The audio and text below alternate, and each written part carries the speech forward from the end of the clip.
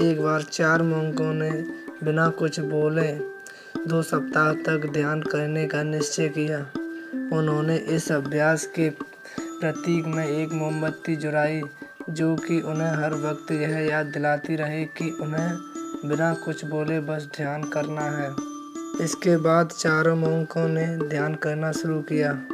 पहले दिन की रात होते-होते मोमबत्ती टिमटिमाई और बुझ गई। यह देखते ही पहला monk बोला, अरे नहीं, यह मोमबत्ती तो बुझ गई। फिर दूसरा monk बोला, हमें बात नहीं करनी चाहिए, हमने कुछ ना बोलने की कसम खाई थी।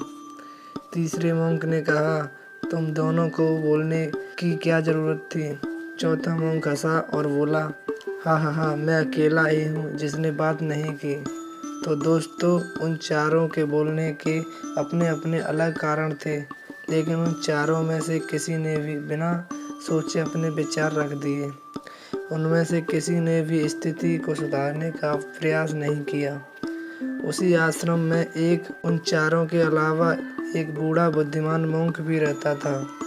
वह बिना कुछ बोले और उनकी तरफ ध्यान दिए बिना ही चुपचाप ध्यान करता रहा।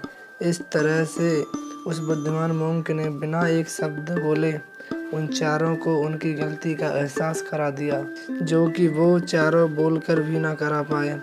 बिना सोचे और ज़रूरत से अधिक बोलने से हमें खुद ही शर्मिंदा होना पड़ता है। एक समझदार व्यक्ति बिना कुछ मांगे किसी को भी सलाह नहीं देता, क्योंकि वह जानता है कि बिना मांगे दी गई सलाह का कोई मतलब नहीं होता और ना ही सामने वाला उस सलाह को मानता है। लेकिन आजकल किसी ने हमें अपनी परेशानी बताई नहीं कि हम उसे सलाह देना शुरू कर देते हैं, जबकि 90% केसेस में जब लोग हमसे अपनी परेशानी शेयर करते हैं तो वो हमसे कोई सलाह नहीं चाहते, बस इतना चाहते हैं कि बस हम उनकी बातों को ध्यान से सुनें और इससे उनके मन को थोड़ी शांति मिले, क्योंकि हम उन्हें जो सलाह देंगे वो उन्हें पता है। हर इंसान को पता होता है क्या सही है और क्या गलत।